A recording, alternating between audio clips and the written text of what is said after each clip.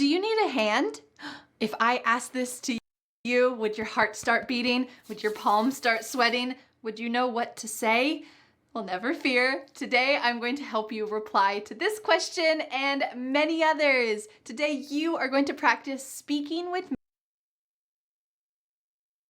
me about your house. Hi, I'm Vanessa from speakenglishwithvanessa.com. And like always, I have created a free PDF worksheet with all of today's important questions, answers, vocabulary, sample conversations, and ideas to help you level up your English speaking skills. You can click on the link in the description to download this free PDF worksheet today. It is my gift to you. All right, are you ready to get started talking about your house?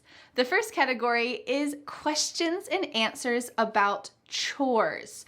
Look at this pronunciation. Chores. Chores. Make sure you pronounce this correctly. And it means things that you need to do to take care of your house and your home. So let's start with some of these questions and answers and level up your speaking skills. Do you need a hand? Remember this question I asked you not too long ago? Well, what can you reply to this question with? You can say, oh, no thanks, I'll be finished soon. Do you need a hand? That means, can I help you? If you're doing some difficult chore, someone kind might ask you, do you need a hand? Or you can ask, can you give me a hand with this? Let's say you're picking up something that's really heavy because you're trying to move it across the room. You need to ask for some help or ask for a hand. Could you give me a hand with this? And hopefully the other person will say, sure, I'll help you. A common chore question is, do you mind taking out the trash? Do you mind doing the dishes? Do you mind folding this laundry? It's asking, please, I need some help. There are so many chores to do. Do you mind doing one of these chores for me? And hopefully the other person will say, yes, it's no problem. A similar question is, can you help me tidy up? Can you help me fold this laundry? Can you help me take out the trash? And hopefully the other person will say, sure, I would love to. If not though, they might say, oh no, I'm really busy, I'm sorry. Hopefully they don't say that, but it's possible. If you live with other people, especially if you live with kids, it's important that everyone participates in the chores and taking care of the house. So someone might ask you this question, are your kids old enough to help with chores? And if you're like me, you might say, they are, and they love helping. In fact, my kids' favorite weekend day is deep cleaning day. They take a wet rag and just wipe everything, every corner, every chair, and they love it. Of course, we don't always love doing chores, so you might need to reply to this question, what's your least favorite chore? Well, you might say, I hate doing the dishes. I get so wet, there's dirty food, I hate doing the dishes. All right, our next category are questions and answers related to your neighborhood, because your house is not just the things you do to take care of it, the chores, it's also the location. And we often ask questions about the location or condition of your house. So let's talk about some of these common small talk and conversation questions about where you live. If you see someone in your neighborhood who you've never met before, you might ask this question, have you lived here long? Have you lived here long? And they might say, oh, I'm new to the neighborhood. I just moved here from New York City. This could be an answer that you give if you move to the US and someone doesn't recognize you and they say, oh, have you lived here long? You can use this answer. I just moved here. I moved here from Italy. I moved here from Japan. Great answer. Now, the next question is an essential question that you know the answer to if you move to an English-speaking country, because if someone asks, have you been here long? They will follow it up, most likely, with this second question. What made you choose to move here? Or what made you decide to move here? They're basically asking you, why are you here? Why here and not anywhere else in the world? So you need to have an answer for why did you decide to move to this neighborhood? Planning to take an English proficiency test to study abroad? Join millions of students across the world who have already taken the Duolingo English test. Now recognized by over 5,000 plus institutions, the DET can be taken at any time, anywhere, and it costs just 1/3 of the other tests.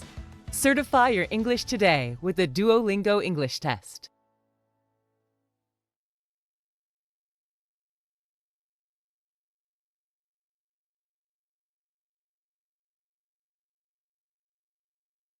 If you're a web designer, here are 4 Wix Studio features you gotta know.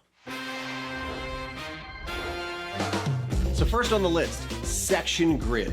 I'm talking about a revolutionary tool that lets you create your own intricate layouts, but still keeps it intuitive at every step. So you can split cells, create gaps between them, drag to resize, and swap them around. All right, this next feature has saved me hours of work. Responsive AI. You set up your design once, and with just one click, it'll analyze the section and automatically adjust the responsive behaviors for each element to fit every breakpoint.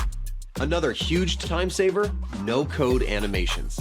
You can create unique brand experiences with anything from micro animations to rich, complex interactions and easily customize them for that fine-grained control. And all of this without a single line of code. And finally, we've got Text Mask. This is a great way to make your client's brand stand out. You can fill live text with images, gradients, or videos to make it pop. And it's optimized for SEO. So these features have totally changed the way that I work. Now it's your turn. Head over to Wix Studio to nail your next brief.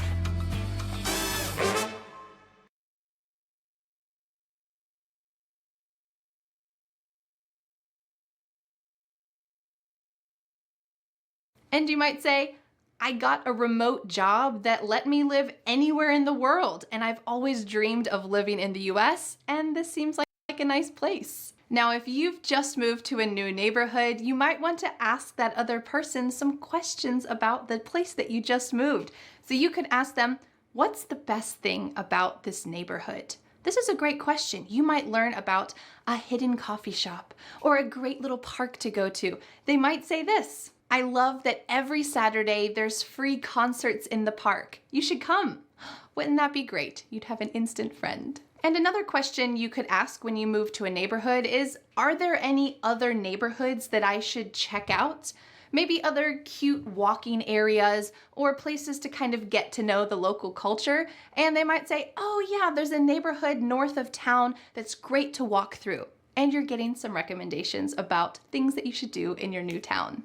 Now, when you move to a new place, especially if you own it, you're probably gonna have to do some renovations, even if it's just decorating the house in your own style. And when someone comes over to your house, hopefully they will comment on what a wonderful job you've done. So you might hear something like this, I love what you've done with the place. Did you do it by yourself? When they say what you've done with the place, that's talking about either renovations or decorations. Wow, this old apartment used to look so dark and dreary, but your decorations, what you've done with the place just looks so nice. Did you do this by yourself? And you might say, yeah, I love fixing up places.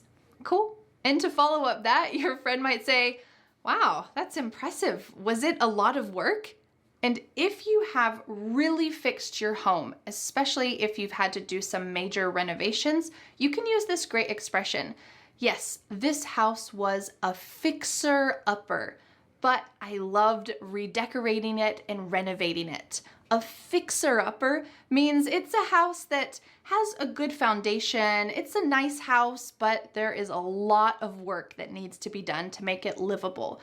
Maybe the doorways are so small and the walls are all old and just need a new coat of paint, and you need to maybe open up some spaces. This house is a fixer-upper.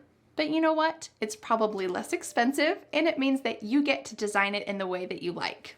All right, now that we've been through some great questions and answers related to chores inside the house and the neighborhood that your house is in, it's time to start speaking. But first, you're going to listen to a sample conversation between my husband Dan and I. We're going to be using the same questions and answers that you just learned in a little sample conversation. I want you to listen for all of those key questions and answers and be preparing yourself because after this sample conversation, it will be your turn to speak with me. All right, let's watch the sample conversation. Hey Dan, what are you working on? Hey, I'm just finishing up some renovations on the house. I love what you've done with the place. Have you done everything by yourself? Yes, I did. I replaced the flooring and I renovated the kitchen. It's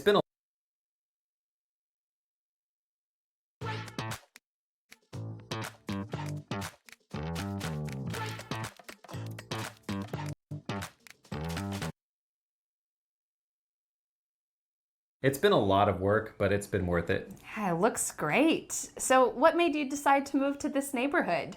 Well, I really like the old homes in this neighborhood, and the neighbors seem really nice. Oh, that's true. So do you need a hand? Yeah, I do. Can you help me tidy up? No problem. Welcome to the neighborhood. Thanks, neighbor.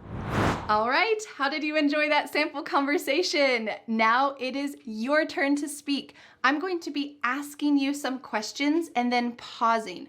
During that pause, I want you to speak out loud and answer the question. And because I have magical teacher ears, I will be able to hear you around the world, no matter where you are. So make sure that you're speaking out loud. And you're welcome to go back and repeat this segment of the video as many times as you want. You can even pause it if you need more time to be able to speak